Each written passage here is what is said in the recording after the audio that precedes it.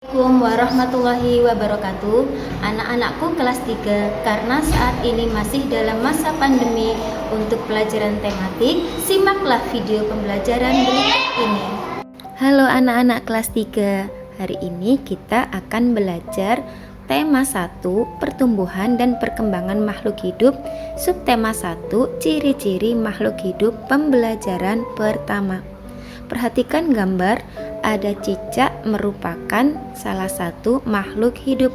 Mari kita menyanyikan bersama-sama lagu Cicak di Dinding, ciptaan NN. Perhatikan pola iramanya, ada gambar persegi, ini artinya simbol bunyi pendek. Sedangkan ada gambar persegi panjang, ini artinya simbol bunyi panjang. Jadi untuk persegi dibaca pendek, sedangkan untuk persegi panjang dibaca panjang. Perhatikan pola irama pada lagu Cicak di Dinding. Baris manakah yang memiliki pola irama yang sama? Kita nyanyikan bersama-sama per baris ya. Untuk baris yang pertama, cicak cicak di dinding. Nah, di sini terdapat 6 suku kata bernada atau bunyi pendek. Sedangkan satu suku kata yang terakhir di sini termasuk bunyi panjang. Jadi baris pertama memiliki 6 suku kata bunyi pendek. Kemudian satu suku kata terakhir bunyi panjang. Selanjutnya yang kedua, diam diam merayap. Nah, di sini terdapat 6 suku kata bunyi pendek dan satu suku kata terakhir adalah bunyi panjang. Kemudian yang ketiga, datang seekor nyamuk. Ternyata sama ya, yaitu memiliki 6 suku kata bunyi pendek, sedangkan satu suku kata terakhir ini adalah bunyi panjang. Sedangkan baris yang keempat, hap, lalu ditangkap. Nah, di sini satu suku kata yang pertama merupakan bunyi panjang, kemudian 4 suku kata bunyi pendek, dan satu suku kata terakhir merupakan bunyi panjang. Jadi baris mana yang memiliki pola irama yang sama, yaitu baris pertama, baris kedua, dan baris ketiga. Karena memiliki pola irama yang sama, maka dikatakan bahwa lagu Cicak di Dinding merupakan lagu sederhana. Dapat disimpulkan bahwa pola irama adalah sekelompok bunyi dengan susunan tertentu dalam satu atau beberapa birama yang muncul secara berulang-ulang dan teratur dalam sebuah lagu. Pola irama pada lagu Cicak di Dinding terdapat gambar persegi, artinya simbol bunyi pendek, sedangkan gambar persegi panjang artinya simbol bunyi panjang. Selanjutnya ciri-ciri makhluk hidup yaitu bergerak, bernapas, tumbuh, makan, dan berkembang biak. Makhluk hidup juga memerlukan makan. Perhatikan, manusia yaitu seperti kita setiap hari, yaitu melakukan kegiatan sarapan bersama-sama. Pada hewan juga melakukan makan dengan induk dan anaknya.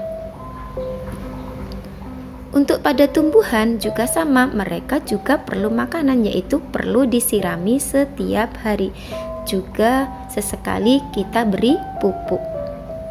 Makhluk hidup memerlukan makanan untuk memperoleh energi dan untuk mempertahankan hidup. Selanjutnya ciri yang kedua adalah makhluk hidup bernapas. Perhatikan, kali pasti setiap saat itu melakukan pernapasan. Sama juga hewan juga melakukan pernapasan. Apakah tumbuhan juga bernapas? Benar, tumbuhan juga bernapas. Jika dibuktikan, maka kita tutup menggunakan plastik Selanjutnya kita amati dalam plastik itu akan terdapat titik-titik atau uap air. Uap air itu adalah keluarnya, ya, bukti dari keluarnya gas. Bernapas itu adalah proses menghirup udara dari lingkungan dan mengeluarkan udara dari tubuh. Jadi proses menghirup dan mengeluarkan udara. Selanjutnya ciri makhluk hidup adalah bergerak. Contohnya pada manusia kita melakukan kegiatan lomba lari. Kemudian ada contoh pada hewan yaitu ayam dikejar seekor anjing. Apakah tumbuhan juga bergerak? Iya, matahari. Bergerak adalah peralihan kedudukan atau berpindah tempat. Ciri berikutnya adalah makhluk hidup mengalami pertumbuhan. Nah, manusia mengalami pertumbuhan dari bayi, balita, anak-anak, remaja, dan tumbuh menjadi dewasa. Kemudian dicontohkan pada hewan yaitu ayam yang semula berasal dari telur, kemudian menjadi anak ayam dan tumbuh menjadi induk ayam.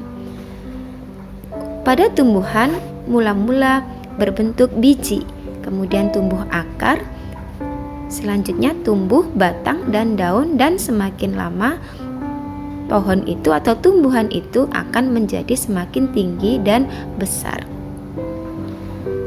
Pertumbuhan adalah proses perubahan makhluk hidup mula-mula dari anak lambat laun menjadi dewasa, dari kecil menjadi besar, atau dari pendek menjadi tinggi. Ciri selanjutnya yaitu makhluk hidup mengalami perkembangbiakan.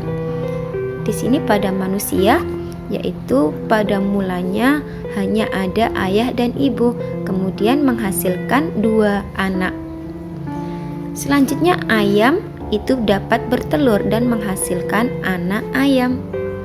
Sedangkan pada tumbuhan juga mengalami perkembangbiakan dari satu jenis menjadi beberapa jenis. Perkembangbiakan adalah proses mengembangkan jumlah individu dari satu menjadi banyak. Perkembangbiakan pada ikan mas koi itu paling banyak, ya. Satu kali perkembangbiakan bisa menghasilkan ribuan telur. Nah, sekarang kita belajar tentang bilangan ribuan. Bilangan ribuan adalah bilangan yang terdiri atas 4 angka dengan nilai tempatnya yaitu ribuan, ratusan, puluhan, dan satuan. Misal 3215. Angka 5 yaitu nilai tempatnya adalah satuan. Angka 1 nilai tempatnya adalah puluhan. Angka 2 nilai tempatnya adalah ratusan, dan angka 3 nilai tempatnya adalah ribuan. Nama dan lambang bilangan ribuan. Agar lebih jelasnya kita bedakan nama dan lambang. Nama itu adalah dibaca, bertuliskan huruf, sedangkan lambang itu adalah ditulis, bertuliskan angka.